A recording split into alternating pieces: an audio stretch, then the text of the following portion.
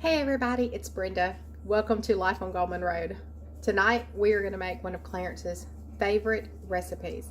I don't make it very often.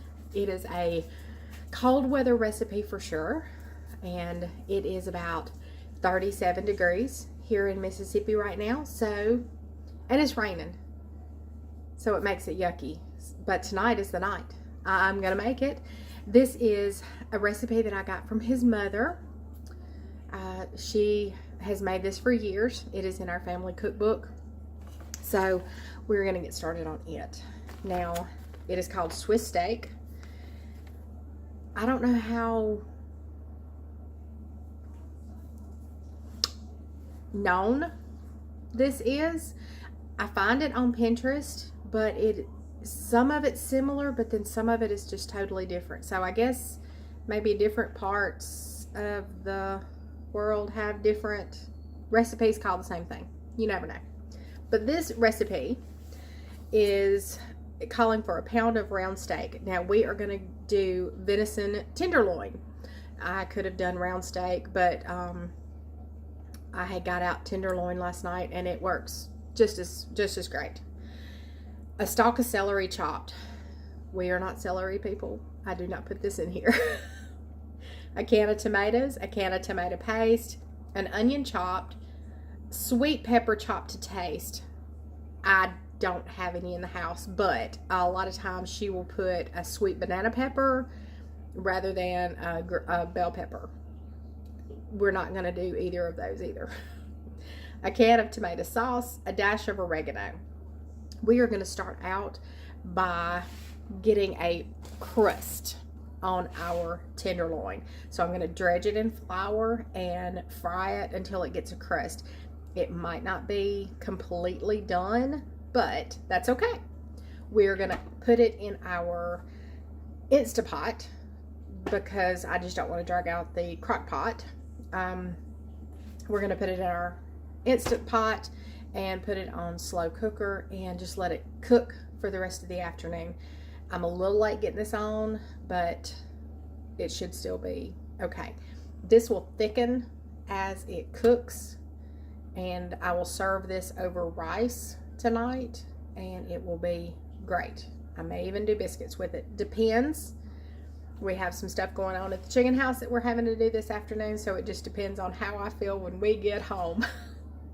So let me reposition you, and we'll get started. While my oil is coming to temperature, I have flour here for my dredging.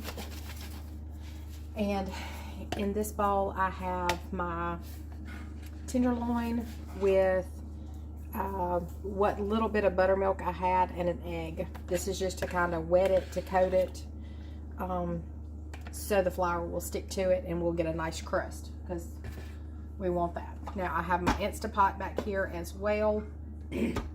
When I take this out of here, I'm going to put it directly into the Instapot. You could drain it. You could like set it on paper towels and let it drain or whatever. But as long as it's not too greasy when I take it out of here, I'm going to let it go directly into the Instant Pot.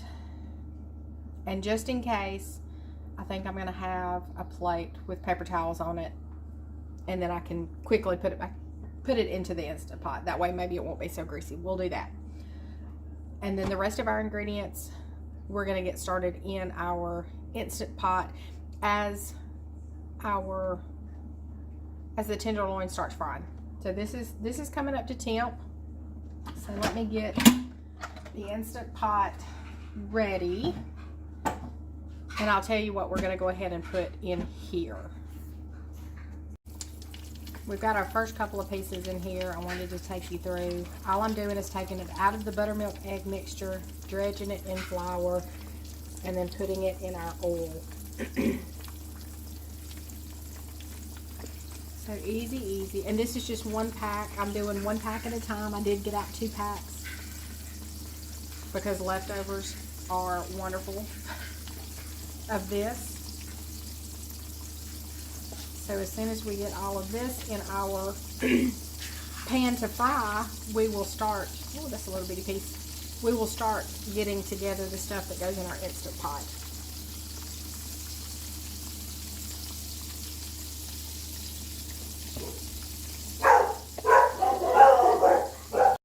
We're going to go ahead and start putting stuff in our Instant Pot. So I have diced tomatoes. They're just going to go in. Make sure nothing's in there. They're going to go in. And it calls for a can of tomato sauce. I am almost positive that it means an 8-ounce can. Well, I have the 15-ounce can. We're going to go ahead and put it in. It'll just be more gravy. So that goes in.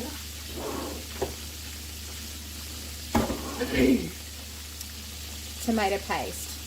I didn't think I had this, but obviously I had gotten some at Sam's, so perfect. This will help thicken this, along with the breading that is on the tenderloin. It'll all work together and thicken as the afternoon goes on. Now, I'm going to go ahead and get an onion chopped up, and we're going to season this as well. We're going to put salt and pepper and oregano in here. Yeah. And let me get an onion, and we'll go with that. And our meat here in our skillet will be just about ready to turn. Like I said, we're not looking to cook it all the way through, just brown and put a crust on it, and then it'll come in here. So let me get the onion. I just did a medium onion, and all I did was just slice through, so it's just slices. I did them pretty thin, but they're going to break down over the course of the afternoon. Alright, let me see.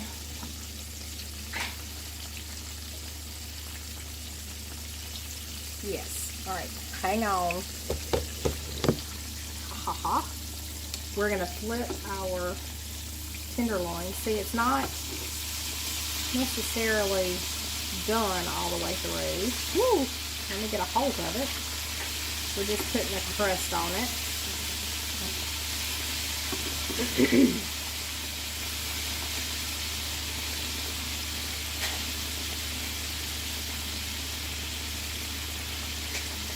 Alright, we're going to let that cook just a little bit longer. Okay, we have our salt and our pepper. This is a lot of tomato sauce, or tomato products going in here, so don't be afraid of the salt. We'll have to taste to make sure that is, it has plenty of salt. We're going to add oregano. Let me grab that. We're going to add about a teaspoon of oregano.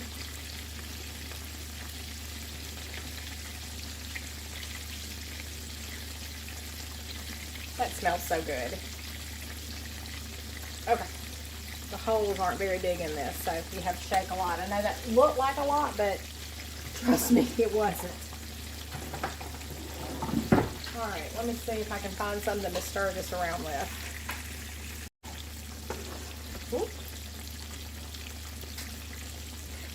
You need to get this mixed up before you put your meat in there, because then you'll just tear your crust off your meat and everything. So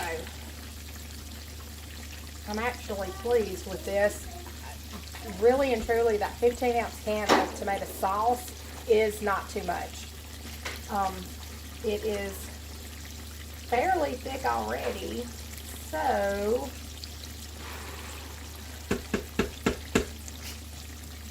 I'm debating on water or not. Let me show it to you. Can you see that? That's a pretty good sauce as we are right there.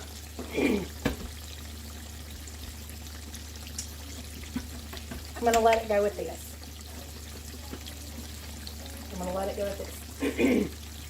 I've got a tickle in my throat this afternoon. Alright, so we've got this mixed up. The first meat is on thawing. Our second pack of meat is in what little is left of our buttermilk and egg mixture. And then we have 1 cutlet here ready to go in the oil. Goodness. All right, I'm going to check these. Yeah. All right, I'm going to go ahead and take these out. And I'm going to go ahead and transfer them onto a paper towel, and then we'll dredge and repeat the process. I know one reason this is cooking slow. Double eyes. This is my favorite eye. The left eye on my stove, and I always cook it on the, what I call the little eye. You know, it's the double. You've got the little and the big. And I always cook it on the little, but I forgot my pan fits perfectly on the big side. So I need to be cooking on the whole eye, not just the little side. So the next will probably brown up just a little bit better than what we have here. But I'm gonna, let me pause you, and I won't make your stomach dip again. So hang on just a second. Okay, our meat is browned, and we're just gonna lay this on a paper towel right quick. Nothing fancy. It probably needs a little bit more to say it's done. It's okay, because it's going to cook the rest of the way this afternoon in our crock pot, our instant pot that is on crock pot setting. All right. Whoops, sorry. Let me get this cutlet in. And then we will start dredging the cutlets that are in here into our flour. And just moving them over into our oil. So I'm going to continue to do this. Same process as the last time.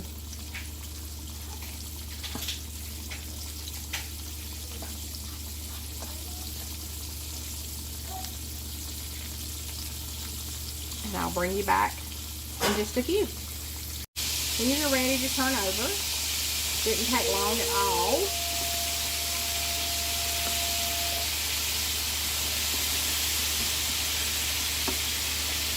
Sometimes you have to find those little bitty pieces in here.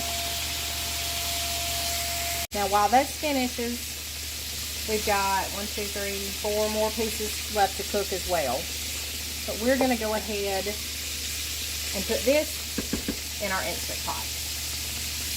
So, let me, oh, here it is. Alright, and we're just going to put them in there. And then we'll kind of zhuzh them down with the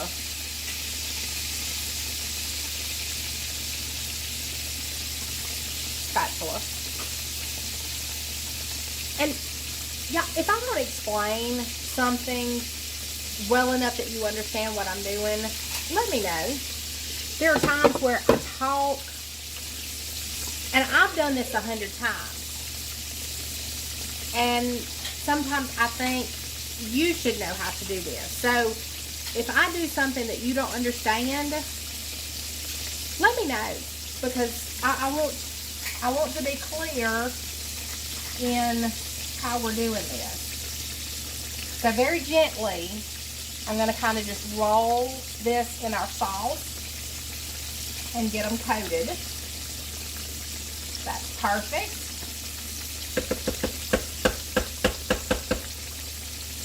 Alrighty. And we're just waiting for these to finish so we can get our last little bit in. And then we'll be good to go. And I turned on our Instant Pot. We just plugged it in. We're not doing anything with it yet.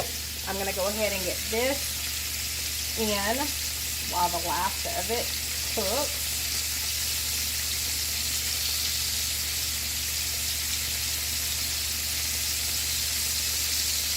Okay. And I'm gonna gently just kind of fold these in as well.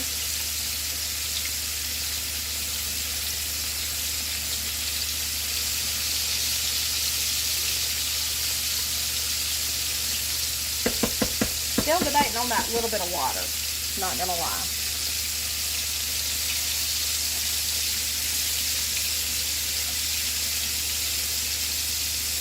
Now, our tenderloin was tenderized, so it's like cube steak or a minute steak that you find in the grocery store. So that's why it does cook really fast.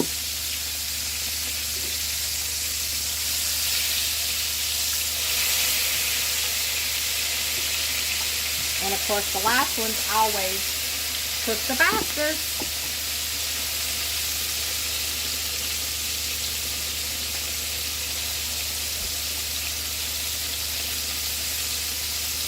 I'm going to go ahead and do about a cup of water. I'm going to see what that looks like. Okay, this is 3/4 cup of water. We're going to go ahead and pour that in. For some reason, I think my mother-in-law always put a can of water from her tomato paste can. I think that's what I'm remembering. I was the one that typed up this cookbook, and there are mistakes in there. And she, like everyone else, has made this 100 times, and sometimes we don't think of every single detail. So we may have kind of left that part out. So we're happy with our water. Let me move everything around here so I can get that skillet off of the eye. Can't keep up with my tongs. We're going to add this last tenderloin in. Okay. And then we're going to, again, for the last time, gently fold in the meat so everything is kind of coated if I don't throw it out. So, and I'll show you what this looks like. that cup of 3/4 cup of water helped. So probably you would want to add a can of water from your tomato paste can, that little can. Okay. Hang on 2 seconds and I'm going to show you what it looks like in here. It's hard to get a good angle or lighting. The lighting is terrible over here. But everything is pretty coated. So that's what you're going for. All right. We are going to put our lid on. And let me get my glasses on so I can see what I'm doing. Slow cook. We're going to adjust time 4 hours. So that we'll probably come back in before then because it's 2 o'clock. I'm late. Ooh, do I do it for... We're going to let that go. And I will... Right now I have it on steam. I'm not sure if I need to read and see if that's what I need to do on slow cooker. We're going to leave this in here. Like I said, it's 2 o'clock now. 4 hours would be 6. So I'm not sure what time we're coming back in because we've got things to do over at the chicken house. But we're going to let this go for here. And let me read up on my manual and see what my little vent needs to be on. Okay, it says to leave the vent open. So we're going to leave it open. We're going to cook it for 4 hours. But we'll be back to check on it. And we'll let you know how it goes. Now, of course, I know the lighting is terrible. But that is it. It looks so good. It smells wonderful. I've got rice and biscuits ready. So let me fix my plate and I will show you what it looks like. Alright, here's my plate. We got rice, Swiss steak. We got a biscuit. Let me see. This is going to be just tender, fall apart. Look at that. Perfect. Perfect. All right, y'all. I'm going to leave the recipe down below. Y'all enjoy. All right, y'all. That was supper. It was fabulous. You can have one. Great. Jason's sneaking a biscuit. He's going to be spending the night with us tonight. That was a wonderful supper. I'm tired. I'm going to go sit down and enjoy the rest of my night. So, until next time, we'll see you later.